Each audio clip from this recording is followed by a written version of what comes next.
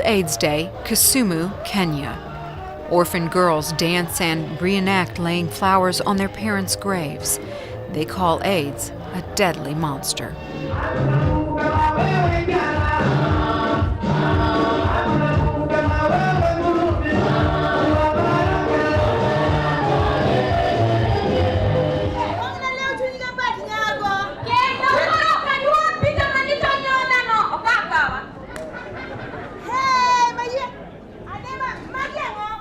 Adults perform a skit about a prostitute, a husband and wife, and their fears about testing for HIV. Okay, people, I got a message for you.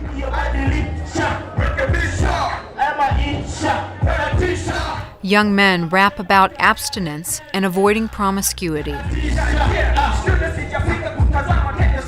All of these performances underscore the determination of the Kenyan people to overcome the past, where AIDS was considered an embarrassment, a curse, something to hide.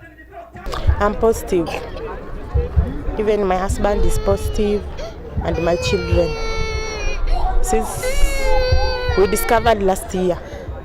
Many of my relatives have died because of that disease. Even my father. Your father? Gone because of that disease. Virtually everyone here has a story of loss. One man loses his father, another both parents. My life has been so miserable since the departure of my parents. I've been brought up with my aunt, that's the person I was living with up to right now. Yeah, sometimes we had to go without even food. Yeah, sometimes even clothing, at times you have to go without, since there is no one who is buying them at the right moment. Maybe you use some rags for some time before he or she realizes the pain you are in. Many orphans become street children, begging for food, like these sharing the leftovers from our meal. Sniffing glue to ease hunger pains has become commonplace. Other orphans live with overburdened relatives. To limit these kinds of casualties, World AIDS Day decided to focus on empowering women and girls, asking, "Have you heard me today?" These people are very aware of the statistics, like those from UNAIDS, that say this epidemic is increasingly becoming a female epidemic. Here in sub-Saharan Africa, 60% of the people infected are women, and in Kenya, 75% of the young people infected are girls, aged 15 to 24. In addition to being more biologically vulnerable, women are traditionally financially dependent on men, leaving them little power over their own sexuality. A history of polygamy and infidelity contribute to the problem. Florence Uma's husband was infected by another woman during their marriage. So with me now, I felt so sickling. Mpaka I made it to the test. It was positive. Mm-hmm. Yeah. So what now? I want to live long. And what's your plan? I need to take the drugs because I'm a widow and I need my children to go to school. Affordable antiretrovirals are the key to expanding treatment and saving lives. Late in 2004, Kenya became only the second nation in sub-Saharan Africa to obtain a license to manufacture generic ARVs locally, something the World Health Organization says is critical to meeting its 3x5 goal, drug treatment to 3 million HIV-positive people by the end of 2005. Now the Kenyan government is able to set the price at about $84 a year. That cost used to be about $12,000 a year just 4 years ago. This new hope is encouraging people to seek treatment. There was a lot of stigma with HIV. People used to hide. Once you are told you are HIV positive, they never wanted anybody to know. But now they are coming up. They're bringing themselves because they know at least there is some hope. We enroll them in our comprehensive care units. We identify opportunistic infections. They are treated early. That has helped reduce the hospital admissions. It's prolonging life. We have seen some who are very sick. At least now they can go back to work. They are coming. It's good. I feel satisfied when I see somebody so sick, and next time they are going back to work, I feel good. Dr. Emoto says the goal in Kenya is 95,000 people on ARVs by the end of 2005. She works for the government, setting up clinics like this one in Kisumu to expand the treatment. Once someone begins taking ARVs, he must continue the rest of his life. Still, Dr. Emoto sees progress and God's hand in the results. You know, some of them, when they come and I see they are so sick, there are some sincerely you look and wonder, will these drugs work? But I say, I think they will work. But remember, before you swallow them, you lay your hands on them and pray God, give them power so they can work. They work. Without God, I think it would not work. Life expectancy in Kenya continues to be 45 years, according to the CIA's World Factbook. That's due not only to the AIDS crisis, but to the lack of affordable, accessible health care in the rural areas. The Emotos feel divine guidance in addressing that need. The way I got into medicine, now I'm looking at it as a calling. And I'm looking at it like when I'm serving the patient, then I'm serving the Lord. So since 1996, we have been organizing in our own small ways, getting our own little money here and there. We go to the rural area and we organize some small clinics to see patients. In the summer of 2004, Dr. Emoto and other volunteers were overwhelmed by seeing 2,000 patients in 3 days at a temporary clinic in the village of Buteri. It was overwhelming and quite exciting that we could be able to touch those people, and all of them were able at least to go home with medicine. Dr. Emoto would like to set up a permanent clinic, eventually becoming a functioning hospital in Buteri, relying on God to multiply resources. When the Lord was talking to Moses, he asked him, "What do you have in the hand?" And he said, "A rod." You know, so you start from what you have in the hand, and then the Lord can be able to somehow work his own way. The starting point in the rural area south of Kisumu is the Nyandu District Hospital in Papandidi. This here is our outpatient clinic. We use it for two functions, basically. We use it as a voluntary counseling and testing center for HIV/AIDS, and we use it as a center for TB treatment and follow-up.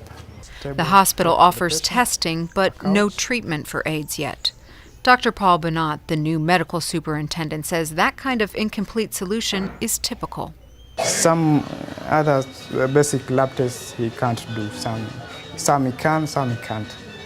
Yes. On a tour of the facility, he explains while they are making great strides, like the Mother-Child Health Clinic providing immunizations, they struggle for necessities. Here, this next room here, we have our X-ray. It's not working at the moment. It broke down a while back. 2 examination rooms, but no stethoscope or otoscope. A pharmacy stocked by the government without adequate antibiotics, alternative malaria treatment, or even gauze. The other one was suffering from diarrhea also. Hope and hopelessness lie side by side. One man is successfully treated for diarrhea related to AIDS, while roommate 16-year-old Victor Uma, an orphan without the money for medicine to treat meningitis, waits to die in a coma. The child is suffering from malaria and pneumonia. Now he's on the 2nd dose of IV quinine. Malaria and the anemia it causes continues to be a major cause of death among young children.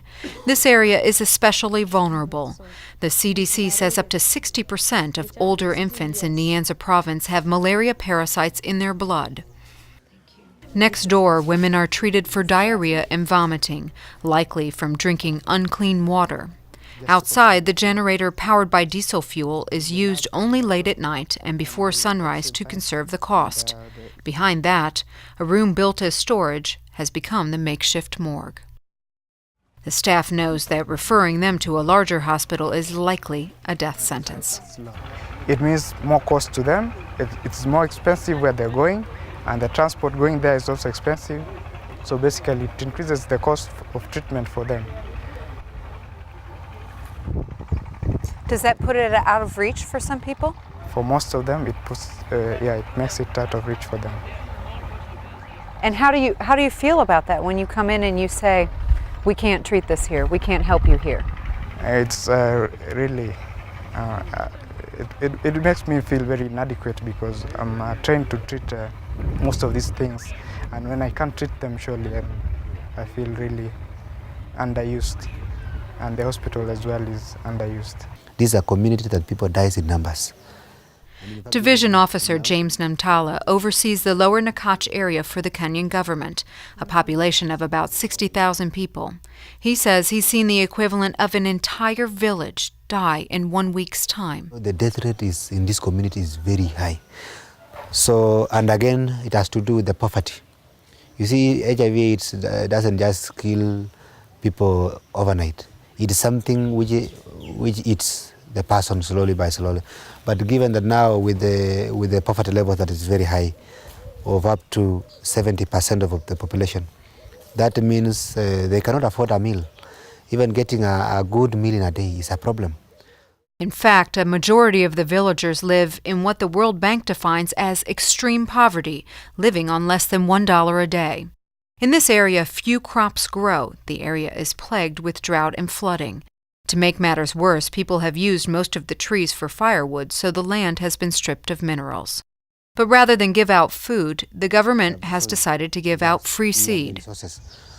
We have what it takes to be food sufficient. We have only given you enough support to stand, so that now the question of walking, running, and all to do with that, you have to do it by yourself.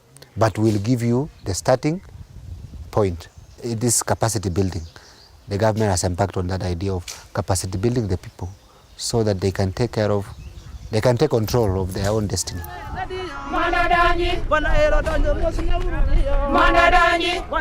That idea of local control is what made Jane Ochieng open her heart to local widows, building 6 houses for them so far.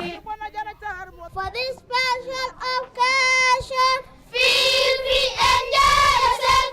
Dear our visitors, we are happy to share. And open her home to orphans for meals, tutoring, and Bible studies. Feel at home and just enjoy yourself. We say, what then? What then shall we say in response to this? If God is for us, who can be against us?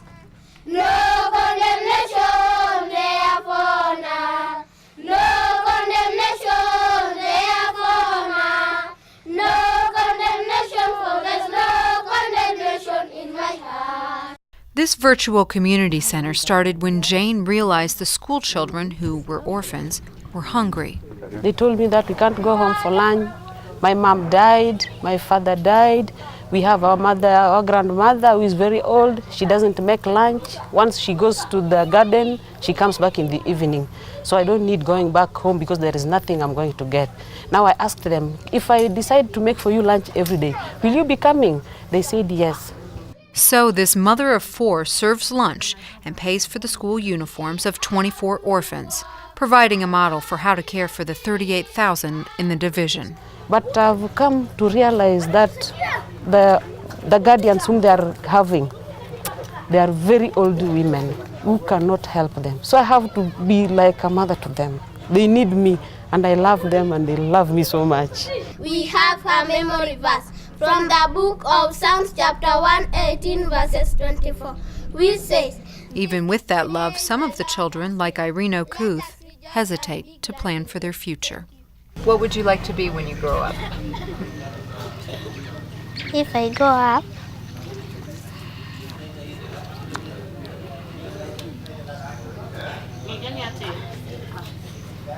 God helped me very much. He gives me food and